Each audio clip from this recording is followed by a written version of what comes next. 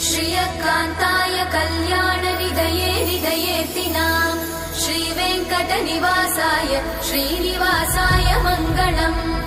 लक्ष्मी सविभ्रमालोक सुभ्रूविभ्रमचक्षुषे चक्षुषे सर्वलोकानां वेङ्कटेशाय मङ्गलम्। श्रीवेङ्कटाद्रिशृङ्गाग्रमङ्गलाभरणाङ्ग्रये मङ्गलानां निवासाय श्रीनिवासाय मङ्गलम्।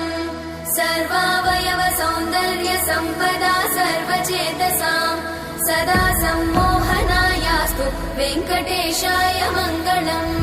नित्याय निरवध्याय सत्यानन्दचिदात्मने सर्वान्तरात्मने श्रीमद् वेङ्कटेशाय मङ्गलम्। स्वतः सर्वविदे सर्वशक्तये सर्वशेषिने सुलभाय सुशीलाय वेङ्कटेशाय मङ्गलम्।